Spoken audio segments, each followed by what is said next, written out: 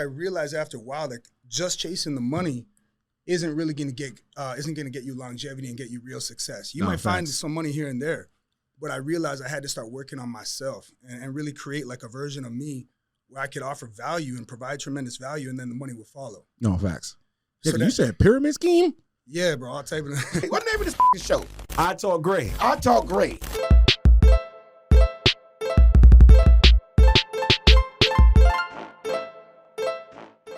Are you a business owner, entrepreneur, entertainer, and you got a story to tell? You want to get your brand out there to the world? Well, you reached the right place. Let's set up an exclusive interview between me and you. I Talk Great, and we're going to go ahead and get your brand out there to the world. But here what you do. Go ahead and send me an email with the words gray at italkgraymedia@gmail.com. See you soon. Y'all already know what it is. It's Mr. Wilson with the I Talk Gray podcast, where we talk about the gray areas of business because it's never just black and white. I got a heavy hitter in the building. What's going on, brother? The famous Canadian YouTube star, Trey Russ. What's going on? Yes, sir. I'm happy to be here, bro. Appreciate the invite. Yes, of course, man. Had to get you out here. Absolutely. Yo, before I get started, I just want to let everybody know, if you like everything that I've been doing, you like my content, everything that I've been sharing on the guest on the show, go ahead and click that button below. Go ahead and click that button below. Subscribe, tell a friend, tell a friend. Before I get started, man, you know, people always talk about your credit score, right? Mm-hmm. But I want to talk about your credibility score. You know what I'm saying? That's even more important. Nah, facts. 100%. And I appreciate you coming out on such a short notice. You know what I'm saying? I seen your channel. I seen you doing major things, bro. I just want to say I appreciate everything. You know what I mean? 100%, bro. You're doing your thing as well. You know, I like to support people that are grinding, and you local as well. So let's run it, bro. I'm happy to be here. Facts. I appreciate that, bro. But I seen you from Canada. Yeah, I've been on here 3 years, but yeah, I'm from Toronto. Okay. So you there with Drizzy? Yeah, like I know a lot of his people and stuff, but not directly. Okay. Yeah. So what brought you out here? Like, give us the story, like, before you were the famous YouTuber. Oh, man. Depends how far you want to go back. Yeah, we want to go way back. Way back? Yeah. Start from the beginning. From the beginning, how much time we got? We got some time. So growing up, I was like a basketball player, bro. I had like NBA aspirations. Eventually, I was good. I was pretty good. I got like an NCAA scholarship. What? You was nice? I was nice, but I didn't end up even going to the college. You know, I didn't end up going. I think I was going through a lot of personal stuff, and I realized that I probably wasn't going to make the NBA. I was good, but I wasn't that good. Okay. So I was like, let me before I go too far down this road, and I'm probably not going to make it anyways, let me see what else is out there. So really from there, I just started doing everything that would make money, like literally everything from pyramid schemes to, you know, office jobs to going door to door, like whatever it took. I was always trying to find a way to get a bag. Okay. But real talk, I realized after a while that just chasing the money isn't really going to get you longevity and get you real success. You might find some money here and there, but I realized I had to start working on myself and really create like a version of me where I could offer value and provide tremendous value, and then the money will follow. No, facts. Yeah, so you said pyramid scheme? Yeah, bro. I'll type it in. I mean, at the time, it just seemed like a good opportunity. I didn't really know what I was getting into. I don't really want to like call them out, but you know, like, facts. You know what I'm talking about. Yeah, bro. The word fraud and scheme is going around a lot lately. You know what I'm saying? A lot of these so-called coaches and things of that nature. So as soon as you said that, you know, it definitely kind of hit. Yeah, I'm talking about like the big organizations where, you know, you get involved, you're selling the product, then you bring all your friends under you. They're selling the product. Okay. Yeah, at least that's what we called it in Toronto. Yeah. Schemes, yeah. Okay, so since you've been out here, like, how's it been? Bro, it's life-changing. I'll never go back. And I'm proud to be Canadian. Don't get it wrong. But Yeah. Bro, real talk, like seasonal depression is a bigger thing than people realize. So like we had beautiful weather 3-4 months out of the year. But the rest of the year, you might not see the sun for a month at a time, or, you know, you don't really want to go outside. You don't want to socialize. No, facts. Therefore, business is affected, networking, and it really hits you. And on top of that, even bigger than that, I felt like, you know, individually, business-wise, and as a family, we kind of hit a ceiling in Toronto, whether it be like just the culture, the city, or like the population. There's a lot of factors. When we came out here, we realized we could really scale everything to another level. No, facts. But you didn't let me finish my story though, bro. Go ahead. So we got into the point where like I started just working on myself, like maybe early 20s. I started realizing for me, I got to take a break from just finding the next quick money, whatever it is. Yeah. And I got to work on myself. So I started this journey of personal development. I kind of became obsessed with it. And it started with like reading and then implementing different things from different books in terms of like what I could do to find myself, to develop confidence, to overcome certain things. Yeah. And that really was like a long stage of my life, a couple of years where that's really was my main focus. Wasn't even worried about how I'm going to make money. I was just working jobs to pay the bills. Yeah. And then from there, I got the confidence up to go after my passion. And my passion, I wanted to be an actor. I wanted to be an entertainer. Okay. And, as long as I was like, any job that aligned with that, as long as I was my own boss and I was in the entertainment field, I knew that would be good. So I thought acting was it. So, I started pursuing acting. I was going to casting calls early on. And then my wife, actually, I got to shout out my wife because she was the one who said, why don't you film on YouTube and get the behind the scenes of everything you're doing pursuing this acting career? Okay. Yeah, so eventually. Shout out to the wifey. Shout out to the wifey because, who knows what would have happened if she didn't convince me. Facts. I said no like 5, 6, 7 times, bro. She kept saying that. I was like, nah, I want to do acting. But eventually, I realized that, I can't be so close-minded. Let's at least try it. I'm still going to do what I'm doing, so I'm not quitting the acting, but let me at least have an open mind to what additional opportunities this could bring. Yeah. Bro, like, I would say 2 weeks in, I was like, this is it. Because I fell in love even before we had any success. It took months before, shit popped off. But I fell in love with the fact that, bro, it was unlimited. It's like we could sit there and record content all day and we didn't have to go to I didn't have to go to casting calls and see, did I get the job? Yeah. It was like, no, I control this fully. And then I realized there's no ceiling whatsoever. It's literally, someone like me who I've become very obsessive. I have like addictive personality.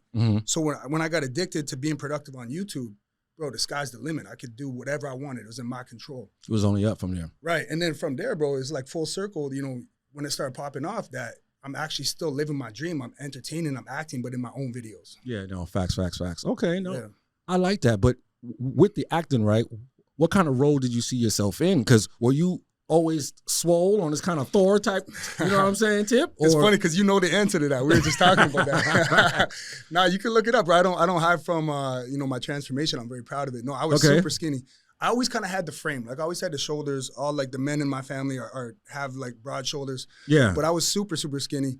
I was actually bigger in high school because I was balling, so I was weightlifting and stuff. Yeah. But then after high school, I just completely stopped cold turkey. I wasn't that healthy. And I was super, super skinny. And then I really, over the last like 3 years, I just became like, again, I keep saying the same word, obsessed. I'm just obsessed with that, pushing myself to like past the limits physically. Yeah. I just find it like it transcends into everything I do. Okay. So when I crush that early morning workout, the rest of the day is going to be a win. That momentum just carries me through the day. No, facts. Yeah. If you could play a role, though, what kind of role would you see yourself playing? Oh, man, like Fast and the Furious, like one of the villains or something like that. Okay. Yeah, action, 100%. Okay. Facts. So lead us down, like what made you say, I want to put my family in this business? It was never like, it was never the mentality of like, that's the MO from the beginning. It kind of just slowly became a family business. Okay. When we started, at first it was just going to be me. Wifey didn't even want to be in it. We only had 2 kids at the time. They were young. And really it was, again, me going to show the behind the scenes of me pursuing other stuff. Okay? Yeah. But then we really just started having fun with it. Like a few weeks in, people were requesting, they had seen Keish or whatever and the kids in like a few of the vlogs. People were asking for more family content in the comments. Yeah. And then we just slowly progressed. I think the biggest thing was, though, we started having fun on camera. Like, we were working hard. We always been busting ass since we started, but we were having fun. So the kids started to slowly correlate us recording on YouTube as a fun experience. It was like, okay, we're doing fun challenges where they get to try snacks or they get to act silly, or we're reinvesting the money we make and going on trips. So we've always been creative with like the content we do and make sure it's fun. Therefore, they don't feel like they're working because we would never want to push that mentality on them like they weren't, yeah. We were instilling work ethic, but at the same time, they're still kids. So we got to have that balance. Okay. No, I definitely get that because, you have a lot of parents out here that, I don't want to, subject my kids to the social media because seeing how social media is so, like, addictive, how do you balance that with their schoolwork and things like that? Well, I mean, like recording it and whatnot is totally different than sitting there scrolling on the phone. Yeah. Like number one is like the values that we instill, they also are very relevant in our videos. So we're not recording no bullshit. It's like we're recording things that are positive. We're giving people entertainment, yes, but it's like we're conscious of the content we're putting out.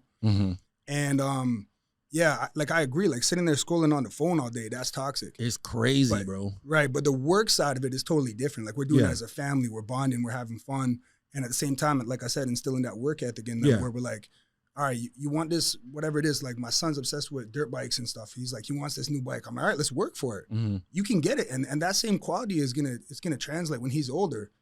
He's gonna know things don't come for free. Yeah, we had Big it nice facts. because we worked for it, and I Yeah. can continue to do that as an adult now. No, big facts. I Yeah. think that's so important now with these kids because I think some parents, you know, coming up in the generations, they just give their kids anything, Right. you know. So do you show them the back end of the scenes, you know what I'm saying? Like the work that it takes into uploading the videos, the business side of it. Oh, bro, there's no hiding that from them because they see us 24/7. Like Yeah. we're at home. The beauty of the business is we are at home with them all the time, but we're still working 24/7. Like Mhm. YouTube is one of those grinds where you, as the viewer, as the consumer, you only see the finished product. Mm-hmm. But you know, because you're in the same industry, podcasting the same shit. It's like No, there's facts. so much behind the scenes that goes into it. Yeah. And to answer your question, they're just naturally exposed to that. They see us on the laptop, the phone calls, the meetings, the planning, you know, dealing with the actors. They see all of that. So they Yeah, know what yeah. it is. No, that's awesome, bro. Because I tell Sure. a lot of parents out here, like explaining things to their kids, you know, is so important because just giving it to them, they may not understand the value.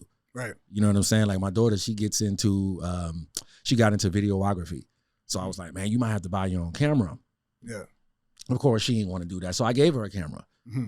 But she wasn't treating it the same way, you know, as if she would have bought it. And I told her, I said, see, so if you would have bought that, you would have handled it a little bit different. I was looking at one of your videos, man, and your son couldn't name one of Tupac songs. So what kind of like music do you got them listening to? I mean, we don't really control it, bro. We let them have, as long as they're showing signs that they can be respectful regardless. Yeah. And be mature enough to know like what to say and what not to say in certain places and whatnot. Yeah. We trust them to listen to whatever they want. Really? So yeah. Okay. Yeah. That's always been my mentality, bro. I'm actually big on this as a father. It's like, let them, I feel like if you're too strict and you try to block, you know, all these different things from them having access to, Yeah. they will inevitably do it behind your back. Okay. That's the way I was, and I feel like that's just how it is. Yeah. So rather than try to stop them from, you know, experiencing and seeing and listening to all these things, give them that leeway and then judge how they're reacting to it. How, you know, what's their maturity level? Are they taking that information or that music or whatever it is, and are they abusing it and starting to, for example, go swear at school or something? Okay, you got to address it and you know, definitely deal with it. But if they're able to be mature enough to know how to act and how to move with that, then I feel that's a better way to parent, in my opinion. Okay. Yeah. So do you believe in like ass whoopings? Ah, man. How does it's that 2024, bro. We got to be careful what we say. No. You so right about that. Yeah. Facts. Yeah. I mean, I think times change and you got to adapt with it. You got to change with it. Yeah. Yeah. I'm going to leave it at that.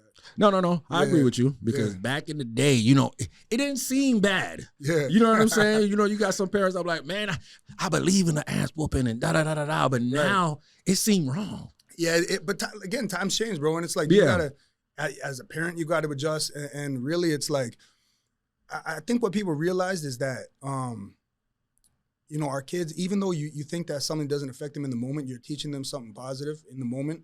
It's like subconsciously, I don't think that parents realize maybe back in the day the effect they're having on them. Yeah. You know what I mean? Now, sometimes is it necessary?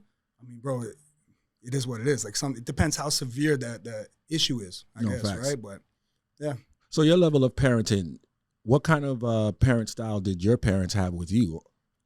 My parents were very, very supportive. They, I would say the biggest, I mean, I can credit them in so many ways. They're amazing, but really the biggest thing is that they just supported my dreams, man. Yeah. Like they really, and I didn't have that much confidence until I went through that personal development stage that I was telling you about.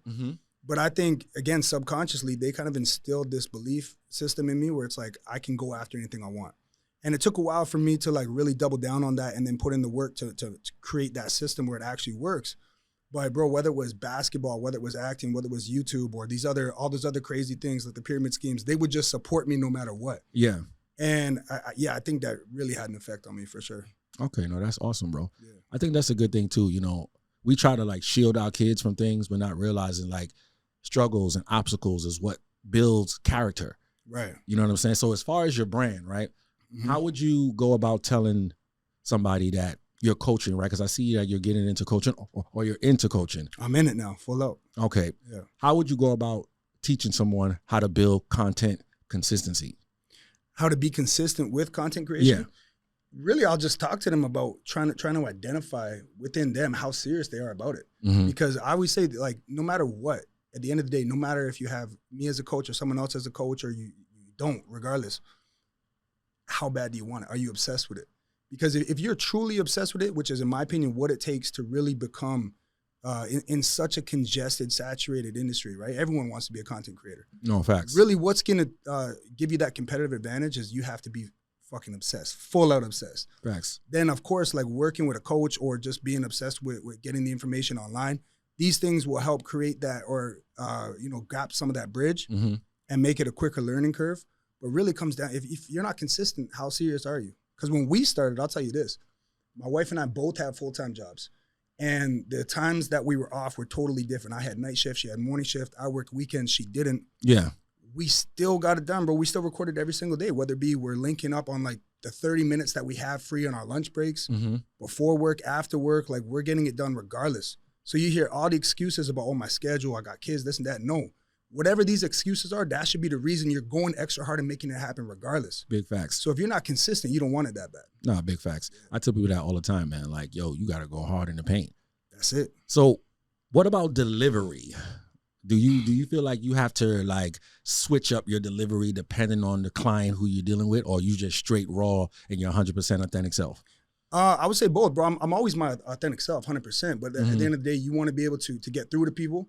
And so therefore, like not one shoe fits all. So, depending on if I'm speaking with someone, let's say like in their 60s and they want to have like a cooking channel or something. This can be different than I'm talking to someone my age. Mm-hmm. And I got to help them with like the motivational side. You know what I mean? No, so facts. really, I kind of go through on an individual client by client basis and kind of address what's going to give me the best outcome or help give them the best outcome. Okay, now I feel you. Yeah. So what do you think about when it comes to working with the willing versus having to pull and tug and gnaw and say, yo, man, you didn't post? Man, I told you to do this and blah, blah, blah, blah, blah. Bro, there's no like babysitting.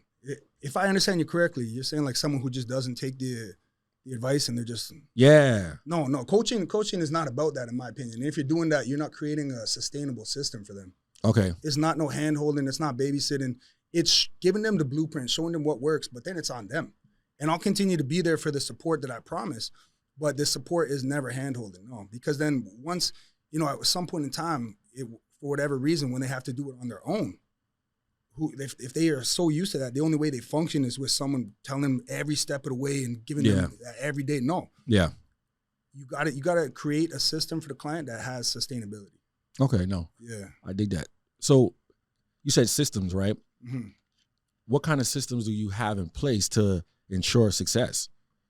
Really, bro, I've been doing this for 8.5 years. Okay. So to me, it's second nature. Mm-hmm. Really, it's analyzing what is their goal, what do they want to do, and then pair that with what's the best fit. Be realistic, because if like you can't look at someone's goal and shoot it down ever. I'm super against that, right? Mm-hmm. Someone's goal, like that's their passion. You got to help them with it. Yeah. At the same time, you gotta have a balance and like show them something that's realistic for them. Yeah. So to answer your question, case by case basis, bro. And then really, it's like I take all the knowledge that I've accumulated over the last 8 years. Mm-hmm. I say this how many times throughout the podcast already. I'm obsessed with it. Yeah. So really, bro, it's like, you can use Chat GPT, you can use whatever you can find online, but it's a different type of knowledge when it's firsthand experience, firsthand human experience, where it's years and years and years of countless hours and really going through the trials and tribulation of what works and what doesn't. Yeah. And we've always been obsessed with that and adapted and made all these changes in our business. So now when I look at someone else trying to do it, I can instantly kind of point out, all right, if they just change these 5 things, I guarantee it's going to be like a way quicker process, 100%. So it's just really that experience, bro. Okay, so does the coach have a coach? Nah. No? Nah. Okay, you ain't got no Phil Jackson? No, I don't. I'll tell you, the guy who inspired me to be a coach is Wes Watson. Okay. Yeah, that's my dog. Yeah. He be going in. Yeah, he been going in. Like, we were just showing each other love on social media, and then I told him, I think I want to do what you do, bro. I have a lot of credibility. I've been doing this for so long. Yeah. And then he gave me the blueprint. So I shout him out for inspiring me to be a coach. But in terms of me having a coach on YouTube or, you know, the stuff that I do on social media, no, it's all just my experience. Okay. Yeah. No, I feel like experience is the best teacher, but then also, you know, if you're trying to, because I look at it like success like speed. You know what I'm saying? So how do you look at innovation when it's time for you to go to the next level? Do you feel like, okay, I have to get in contact with somebody else, a mentor or something like that, or you're just constantly reading or just learning and grinding on your own? On a personal level, I would just go and start searching, meditating, looking online, and really just adapting in any way possible. And I'll tell you a story, bro. Okay. It was our honeymoon, my wife and I's honeymoon in 2017. We're in the Maldives. And we woke up on that, I think, third or fourth day, and our main channel, our biggest channel, our main source of income was completely demonetized. The entire channel. What? Yeah, so imagine waking up on your honeymoon, your main source of income is gone, and it looked like it was going to be gone forever. And the reason I'm mentioning this is because it circles back to the innovation. So the reason, like, long story short, what had happened is that policies and things that were okay the day before, all of a sudden, YouTube they got a lawsuit, whatever, and all of a sudden, these whatever type of content was no longer acceptable. And so we lost our channel. But basically, the moral of the story is, like, instead of like sitting there and just complaining and crying about it and just like, you know, going down this negative spiral, Yeah. Number one, we had the mindset we're going to get it back. We fought for it. In like 3 months, we got it back. But then really the innovative part is that I looked at it like, you know what? I'm a strong believer. Everything happens for a reason. Okay. So what possible good could come out of this? And it made me realize I got to diversify. I got to create other businesses. I need other streams of income. As great as what I do is, Facts. While it's going good, I got to create other streams. I got to be smart about it. And that really is what started, that initiated like our real estate career. It initiated, you know, the ideas that are now coming to fruition with some of the personal businesses I have. So I'm a big believer in that. Things happen for you, not to you. No, big facts, bro. And that's a mindset thing. So Absolutely. did you learn that through reading? What kind of books do you read? Really, bro, I love just self-help books, personal development. My favorite book, bro, 3 Magic Words. 3 Magic Words. Okay. Yeah, 3 Magic Words. Okay. Think and Grow Rich, obviously, is a classic. Yeah. Classic. I've read almost every Wayne Dyer book. I love Wayne Dyer. You know, he passed away, but he's super dope. Really, bro, anything that gets me thinking on a deeper level. And then when you're reading these books, it's like people think, oh, all of a sudden I'm going through a chapter or two that's not resonating with me. Yeah. And they give up on it. Nah, all you need is 1 or 2 things from each book. Because not everything resonates with everyone. You start developing this formula where you pick up the best thing of this book, best thing of that book. Yeah. And now you have kind of your own personal protocol. No, big facts. Bro, I was looking at your profile, right, when I Googled your name. I said, let me Google, bro. Yeah. And I see, okay, you have a melanated queen, you know what I'm saying? For sure. So did you ever deal with like any type of Dr. Umar backlash, anything like that? Yeah, we've had our fair share of instances for sure. Yeah. How'd you handle that?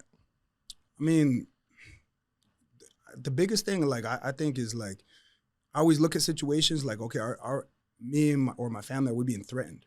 Like, is there an actual physical threat? And if there is, I'll act totally different than if it's just someone who's fucking hating, or, you know, someone just low self-development. They don't know no better. Yeah. And in those situations, of course, I'm going to defend my family always. But if it's not an actual threat, I'm like, you know what? It is what it is. Like, they're just vibrating on such a low frequency. We're not going to bring our energy down to their energy. No, big facts. You know what I mean? Was that an instant thing, or did it take time for you to grow that type of mentality? That took time. Yeah. That took time. If you asked me this question, like, I don't know, 7, 8, 9, 10 years ago, I'd just be ready on the spot. No, facts, bro. Sometimes you got to just come off the social media because people just be dropping all types of ish in the comments. And I'm like, yo, but did you miss the entire message? I'm like, I just spit a whole bar right there. Yeah. But then I had to realize people are responding from how they feel within. 100%. Yeah. So, I was talking about more so in-person scenarios, but you're talking about... Oh, really? In person? Yeah, I thought you were talking about in person. No, just overall in general. Yeah, I mean, online, bro, it's like, dog, we got such thick skin, bro. We've been doing this so long. When we started, did the comments and shit get to us? Of course. Like, naturally, we're human. It's going to. But you just start to look at it like, I don't know. I don't have zero emotion when I read any hateful comments. Zero. Matter of fact, I actually look at it like, yo, they're actually a super big fan. The fact that they're sitting there getting mad and it's like, yeah. You going through some shit for sure, but you're a big fan. Like to go through that, I just smile and keep it pushing. Nah, facts. Yeah. Thank you for the hate. Yeah, you feel me? So even in the industry that you're in, do you identify like who your enemies are? No, we don't have no enemies in our industry. Like, you know, have we ever like fallen out with people? Yeah, but like super respectfully. Like sometimes you just grow apart from people. Yeah. And we never like we don't involved in no beef, never have been. That's just not our style. Okay. Yeah. No, I like that. Yeah. So dealing with the relationship side of it, right? Because I was looking at some of the videos. Mm-hmm. Has there ever been a time where you felt like shooting was challenging when things were kind of turbulent in the relationship? Oh, 100%, bro. Even to this day. Like things are good, but even to this day, like when that's the thing about it being a family business, right? Yeah.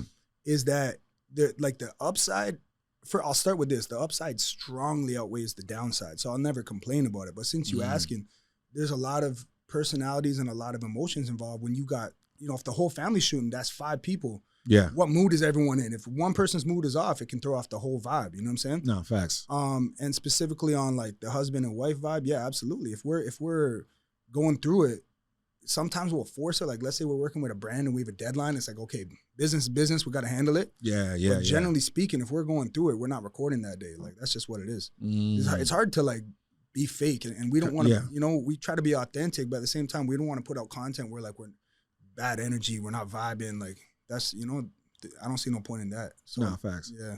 No, I feel you. Because, you know, you have some females, man, they'll mess up the bag. You know but men too, bro. Men too. No, that's true. Yeah. That's true. Yeah. You know what I'm saying? Yeah. Because, you know, my bad.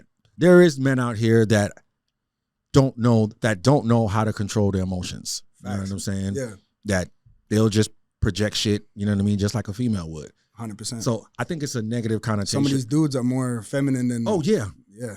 I just think we get a bad rep sometimes because just going back to childhood, you know, we're always told not to be in our emotions. Right. Man up and shit like that. Right. So did you ever feel like you had to like battle with that when it comes to like being a man? Like how frequently do you like express your emotions on that level?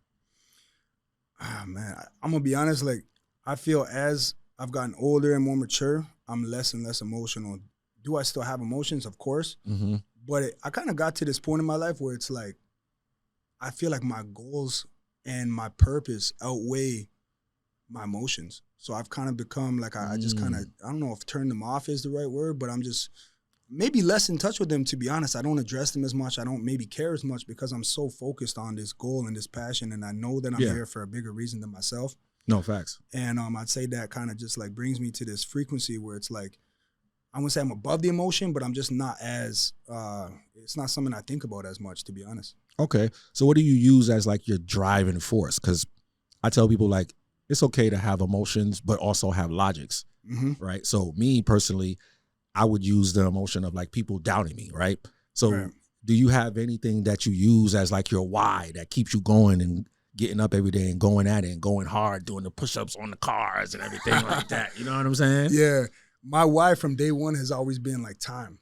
I want to be able to control my time. Okay. Like 1,000, not just like, you know, make my own schedule and like 100% control my time in multiple ways, meaning that like I could probably explain an example better than, you know, specifics.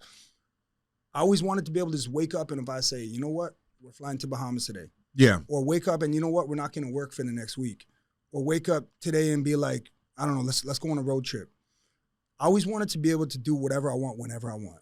And, you know, even deeper, the motivation behind that is because I want to create memories. My main focus is being with my family, is being with my kids, being with my wife, being with like my best friends and my family. And really those things together was like, there's no more motivation than that. Everything else I can do on top of that, being like a positive impact in the world, helping people I care about, that's icing on the cake. Those things matter, but that why was always so strong for me. Okay. I see you mention your wife a lot, which I love. You know what I'm saying? Because you have a lot of brothers online. They be ashamed, you know, yo, don't post her. You know, you get stuff like that. Yeah. Because I tell people all the time, bro, yo, look, if you post her or don't post her, if your shit fail, ain't got nothing to do with the gram. Yeah. So how long did it take you guys to get married? It took us a while, bro. Shoot, off the top of my head, I think it was 7 or 8 years. Okay. Yeah. So was there hesitancy because you felt like maybe you wasn't where you wanted to be yet, or what made you feel like, okay, I ain't asking yet? Yeah, that was definitely a part of it. It's like in my mind, I knew it was supposed to be a certain way, at least for us. That's how I felt. Mm-hmm. A lot of it too is like we got together super young. So we was like fresh out of high school, or we were like 19 years old. Okay. We had our son when we were 20. And these things aren't like reasons you shouldn't get married right away. Nah, some people would argue the opposite. Yeah. But I think we were just like really focused on figuring out life and getting to a certain level that we wanted to be at before we kind of, made things super official, even though we were already official. Yeah. And that's a part of it too. We kind of, we knew what it was already. So yeah. Like, man, we ain't need no ring, you know what I'm saying? Exactly. Do you think people need that though? What does the ring signify for you? I mean, it's general or it's specific to those people. Like you can't say, what works for us is going to work for the next couple, right? No, facts. Yeah, it's really like some people I know, they'll break up if they're not married within 2-3 years, especially if they have kids, right? Yeah. So it really depends on the couple. It depends on the individual. I think it depends, to be honest, as well as the bond. And this isn't for everyone, but my personal opinion is that I think a lot of these marriages where it's like you're married in a year, married in 6 months, I feel like those ones, I don't know the stats on this, but I feel like they probably more likely fall apart more often than you wait a little bit. Make sure y'all supposed to be together, build something together, make sure y'all have that solid foundation, and then. Yes. You know what I'm saying? Bro, I totally agree with you when it comes to that. Yeah. I feel like there's a lot of pressure around just the word marriage. And, you have women out here, man, if he don't know in a week, it's over. And it's like, no, you got to go through certain things first. Like, I need to see if, your hair going to be in the sink. You know what I'm saying? I need to know how you handle certain stuff first. Yeah. Or if you could even handle with pressure or deal with pressure. Because I looked at your wife's page too, and she seemed like she's handling her business. Not even seen, but she's handling her business. So how is your thought process when it comes to your woman making just as much as you? Bro, I always thought it's like the more y'all can do together, the better. It's like, as long as you have a mentality where you're not in competition with each other. Facts. Like I do get also like the traditional mentality where it's like the man's the provider 100%. Do I feel like I want to provide for my family? Of course. Yeah. But if your wife can also bring to the table as well, that's only more for y'all to eat together. That's only more for the kids, for the whole empire. So it's like if you're threatened by your wife making a bag, it's that should inspire you to go harder. Yeah, facts. Yeah. Hope y'all brothers taking notes out there. You know what I'm saying? Because you saw Tyler Perry he had a clip the other day where, I think this is more towards the black community, but he was saying, it's okay if if he pays the light bill. So would you be okay with that? Like if things wasn't going well and your woman had to hold things down for a little minute? Temporarily. Temporarily. But I couldn't live with myself if it become like an extended period. Nah, but that's just how I'm wired. I'm not going to let that happen. Yeah. Like, nah, there's no way. Temporarily, yeah, she got my back like I got hers. Shit happens, life happens. Yeah. But it's not going to be for an extended period of time. Hell no. Nah, facts. I feel that. Yeah. They say there's no testimony without any tests, right? So what would you say is one of your biggest tests since you've been in this career? I would say to have longevity. Like basically what I'm trying to say is to it's one thing to get success, right? Mm-hmm. It's super hard, like to hit your first millions or to become your own boss and fully live off your whatever your hustle is. Mm-hmm. That's a super hard task, and that's incredible. I'd say it's even harder though to keep it going year after year, especially you've been doing it for we've been going on 10 years almost. Yeah. And reinventing yourself over and over and finding ways to keep up with the new energy, the younger people or people who are just coming in and they're so hungry because they literally are coming from nothing. No, facts. How do you keep it going after a long period of time? I think that's why a lot of people, they get success and then they fall off. Mm-hmm. So I would say the biggest test and something I'm super proud of is that's never going to be us. Whenever we see anything slowing down, it's like, we're doubling down. We're coming back harder. We're adapting. We're looking at new ways to make money, new ways to adapt our current businesses. And that's always been my mentality. No, big facts. Yeah. Innovation is key. So you've just looking at your page, you can tell you're super successful, right? What would you say, or can you disclose, what was your biggest check from YouTube? Yeah, I don't mind saying this because I already said it in someone caught me off guard in like a street interview, so I already said it. The biggest check was like $2 million a day. What? Yeah. $2 Yeah, million I mean, a day it wasn't, from it YouTube? wasn't, it wasn't from YouTube directly, but it was based on what we had built on YouTube. Damn, in a day? Mm-hmm. God damn. I mean, it took like maybe a week or two to like go through the legalities, but yeah, it was one day. Wow. Yeah. Bro, yo, I'm gonna have to sign up to your course. Yeah, whenever you're ready, bro. Whenever you're ready, let's get it. Nah, big facts, bro. Yeah. I ain't even gonna front. I think I was focused so much on a lot of front end things because it wasn't too long ago. I was like, man, no, there's bread on YouTube. I was just stumbling. I'm looking at like the monetization and things like that. So what was your feeling like when you first saw, like when you saw that, like what went through your mind when you saw, hold on, 0, 0, 0, 0, 0? It wasn't even at that point, bro. It was when we got like our first like $1,000 check or like $800 check. Okay. I was like, hold on, we can actually fucking make money on this shit. Like we're actually got paid. This is real money. Dang. And back then, like, bro, when we start making our first, like, say, I don't know, $2,000 a month, like that was rent right there. You know what I'm saying? Or even facts. rent plus a few hundred. So we were like, hold on, we can pay our rent off of this, and now everything else we make on the side is bonus. And really, like the feeling, I felt like we tapped into like an unlimited ATM because now we have this formula. As long as we keep doing what we're doing, the money's gonna keep coming out. Yeah. Matter of fact, let's double down, triple down on it and put out more content and focus more on growing and better quality and whatever. And I just realized, bro, I use the word unlimited a lot. That's one of my, my businesses I got coming up, Life Unlimited. But I realized it was limitless. Like we could, and this circles back to the convo we had at the start of the podcast, which is, I realized that the only kind of limit is self-imposed. We had this no ceiling business where we can control our output. Big facts. Yeah. So how much content are you knocking out a day? Now or in general or when we started? Yeah, like now. Now it's, I'll be honest with you, we still going super hard, but it's a little bit, it differs week to week simply because we have a lot of new endeavors. So we have quite a few businesses. I'm working tirelessly on my app, Life Unlimited. It's going to be coming out later this year. It's a self-help app. Okay. And I got partners. It's going to be big. And then I have the coaching business I just launched. So, I'm now taking clients one-on-one, working with them already. It's going amazing. Wifey is like super big in real estate. And we have a few other things that, we can't talk about yet. They didn't release yet. So I say all that to say, we have a lot going on, but we're not naive to the fact that continuing to do what we're doing is what keeps us relevant. It's what's continued to, give us that source of income to launch all these other things. Yeah. So we're still going hard. I'd say we're probably doing right now maybe like 5 to 8 videos a week altogether. Okay. On just YouTube. And then it's like the Instagram content, the TikTok, the Snapchat. So we're always working. Always. Facts. Yeah. Okay. So can you give us like some strategies that you have on how you put your money to work? Like passive, you're talking about? Yeah. There's a lot of ways. I'm a strong believer that even when it comes to investing, try to align passion with business.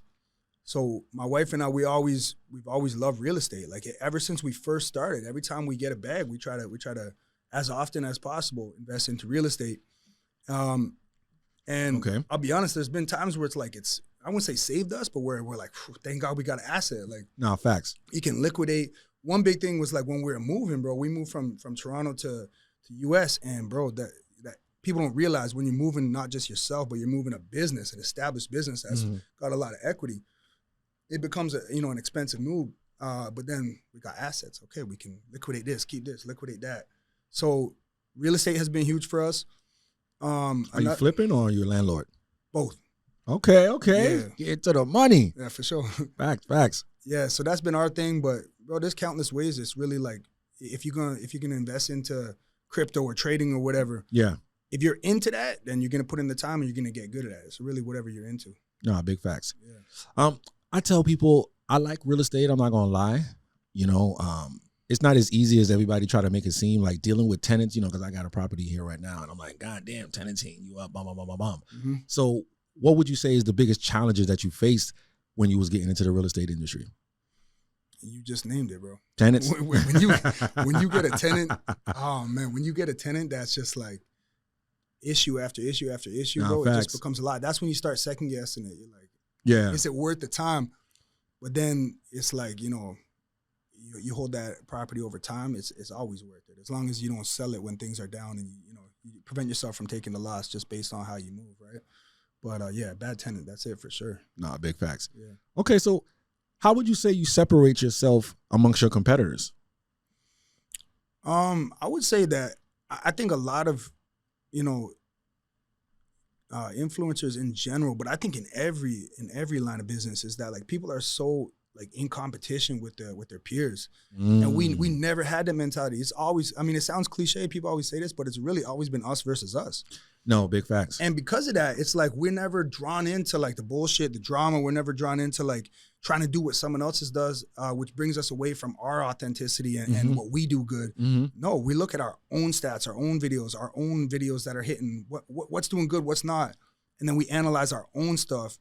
Do we look at the rest of what's popping on YouTube and try to implement things that are going to help us, you know, stay adaptive and stay current? Of course.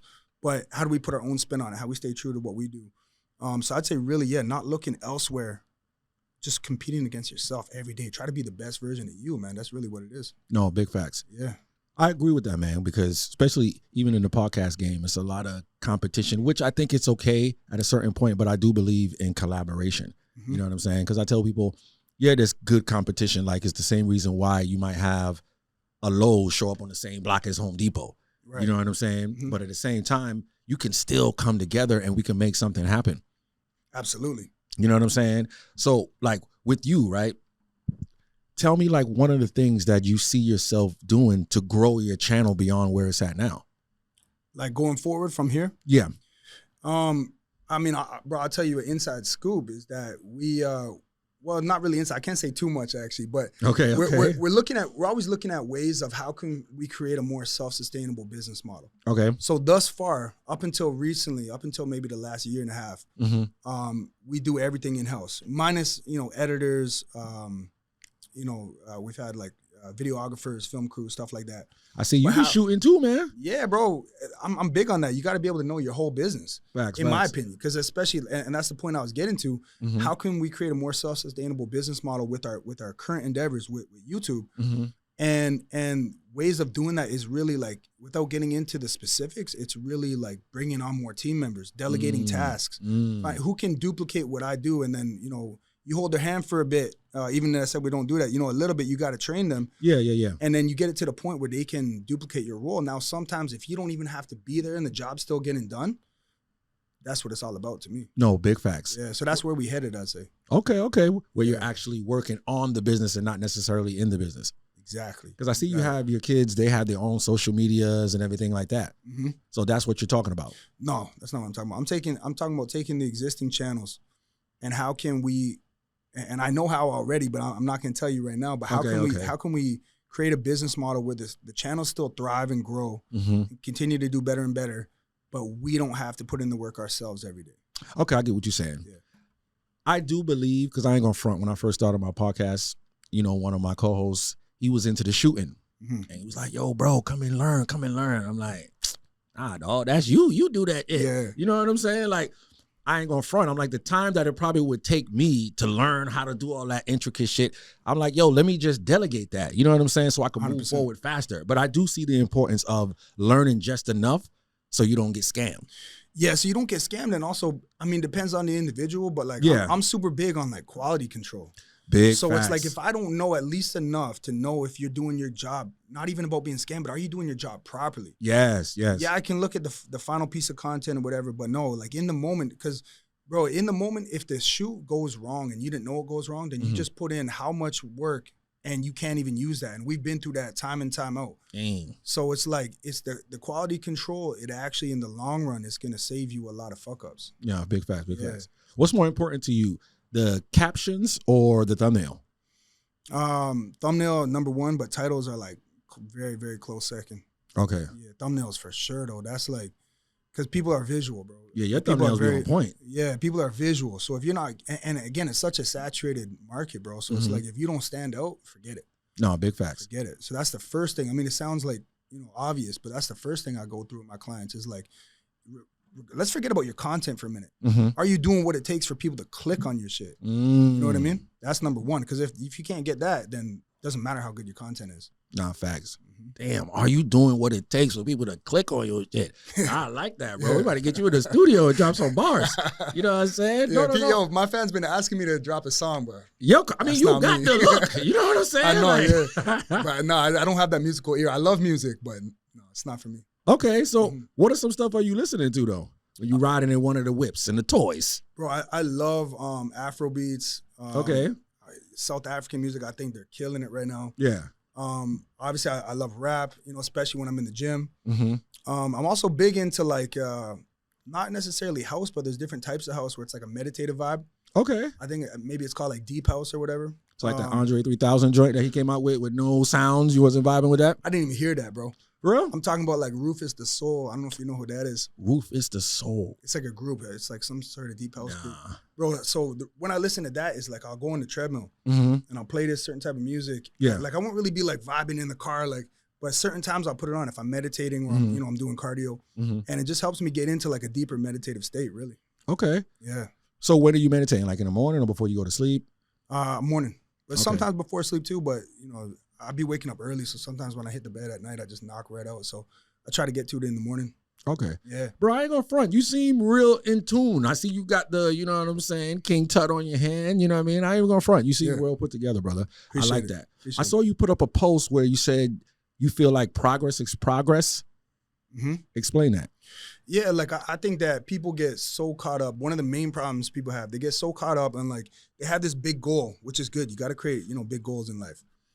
But then they're so focused on looking at the big picture, it stops them from looking at the small progress, the small daily wins that they're making. When really, and bro, I'm so passionate about this because really it's those small daily wins that, number one, translates to you getting to that long-term goal. Yeah. But more importantly, bro, is that if we only celebrate like the big wins when we get there, Mm-hmm. in my opinion, we're missing the most beautiful thing about the journey itself, which is the day-to-day. It's like you're going to go your whole life Yeah. not being happy because you're not at your goal yet. When you finally reach your goal, you're going to have a new goal anyways. Yeah. So you got to fall in love with the day-to-day and celebrate your daily progress. And that, to me, is the beautiful part in the journey. That's happiness to me. Nah, I like that, bro. Yeah. That's big facts. Because, you know, people focus on the destination, like you said, you know what I'm saying, and not realizing it's a marathon with this. Thank you. That's my favorite quote right there, bro. So you think everybody was cut out to be an entrepreneur? Hell no. Okay. I think everyone got something special. Everyone got a passion that they should pursue. Mm-hmm. But I there's so many people that it's just not for them. They would rather have the security or not. 9-to-5s aren't even really secure anymore. So not the security, but what a lot of people want is they want to be able to check out mentally when that shift is done. They don't want to have, because bro, entrepreneurs, we work 24/7. There's no turn off button. Yeah. Or if you do, you're not really making it as an entrepreneur. And unless you get to that point, you hit your whatever crazy pinnacle of success, maybe you can chill. But for the most part, entrepreneurs, we don't stop working. So to that regard, I understand why some people don't want that. They want to, at the end of the day, come 5 o'clock, 6 p.m., they want to check out, watch sports, and to them, that's their comfort, that's their peace. Okay, cool, that's for you. Yeah. That's not for me, though. No, that ain't for me, though. You know, it's like big facts. You feel me? It's like Yeah. we sacrifice, as entrepreneurs, we sacrifice so much. Yeah. But then we live a different type of life. When it finally works out, you live a different type of life. Yeah. Why? Because we sacrificed. We did what you weren't willing to do. Nah, big facts. Yeah. Bro, I saw you, you know what I'm saying? Like you was in Dubai, you know what I mean? Living fly. I'm always in Dubai. That's my second home. Bro, I saw you pull up your shirt, the abs. How you get it like that? Like, so you ain't eating no Wingstop, no nothing. Hell no. So you vegan? Nah, definitely not. No, I love you know, my protein, chicken, beef, all that, ground turkey. But no, really, like I just tapped in where it's like I fell in love with the mental side of it. Like I was always working out. Not always. I took a break after high school, but my whole life I've been into sports. I've been working out most of my life. Okay. And when I finally got really back into it the last 3-4 years, I feel like I had reached a new level already mentally. And then when I started realizing, when I pushed myself like past normal boundaries in the gym, like I'm talking about like really push myself to the point of like exhaustion. Yeah. I just come out of that and like, I feel like I won the day already. And so really the body transformation came as a result of falling in love and becoming obsessed with like the mental side of how it makes me feel. Okay. And then the physical just kind of followed because I started working out 7 days a week. 7 days a week? Every day. If I'm have to take a day off based on my schedule that day, I'm doing 500 push-ups. Damn. If I can't hit the weights that day, which is rare. Okay. But yeah, I'm just focused, bro. Like I watch what I eat. I'm super, super strict on my diet. Yeah. And bro, I just go hard every day. I love it. Nah, bro, I feel you. I'm trying to get back in the gym right now. You know what I'm saying? Get these handles down. Yeah, let's get a workout in. Yo, bro, I'm with it, man. I gotta get these legs up too. 5 a.m. though. Okay, I'm with it. He said 5 a.m. though. No, Yes, sir. I like that. And that's the importance of having accountability partners. You know what I'm saying? Like who you around, you know what I mean? Right. Let you know how shit gonna go down. Yep. So I saw something else on your page too. Tell us more about the Life Unlimited. Or can you? Yeah, I can tell you a bit for sure. Okay. So Life Unlimited, I'm passionate about everything I do. I never do anything business-wise if I'm not passionate about it. Okay. I've tried it before and it just doesn't ever work out for me. Mm-hmm. So all my businesses I'm passionate about. But that being said, Life Unlimited is like, that's my baby. I'm so excited for Life Unlimited. Basically, it's a self-help app. And what it really is in a nutshell is I told you about my personal development journey. Yeah. And over this process, it's been about maybe 11, close to 12 years, I've been really big on personal development. Mm-hmm. Over these years, I told you I will source different things from different teachings. And whatever really resonates with me, it becomes part of my daily habits, my daily protocol. Yeah. All of these things that have worked so well for me, I turn them into features on my app. And these features are simple in a sense, but very practical, and you can get tremendous results from each of these features if you use them on a daily basis. Mm-hmm. On top of that, it's tailored to the individual. Okay. So when the individual signs up for the app, it's going to tailor how they use these features based on what they either need or are looking for in life. Okay. Yeah. Nah, that's dope, bro. So how Sure. people could get in contact with you and get your coaching program and get everything going? Everything's on my Instagram. So Trey Rush, TRAYRUSH. Got linked to my coaching website on there. You'll see Life Unlimited, the page linked on there. So really everything's on there. Okay. Yeah. Bro, this has been dope, man. You dropped so much jewels, you know what I mean? And I ain't going to front, bro. I'm going to hit that gym. I'm going to get up 5. Well, no. You said 5 a.m. So we got to be up at 4. Hit the gym damn. at 5. Okay. Yeah. So what time you going to sleep? I usually knock out by like 11:30, sometimes 12. So 11:30 and you getting up at 4? Yes, sir. Okay. Well, hey, I ain't even going to knock it, man. You know what I'm saying? You got to do what the millionaires do. For sure, bro. Yeah. Yo, Let's get it. Let's get it whenever you're ready. No, man, I'm ready. Y'all already know what it is, man. It's Mr. Williams with the I Talk Great podcast, and we out of here. Yeah.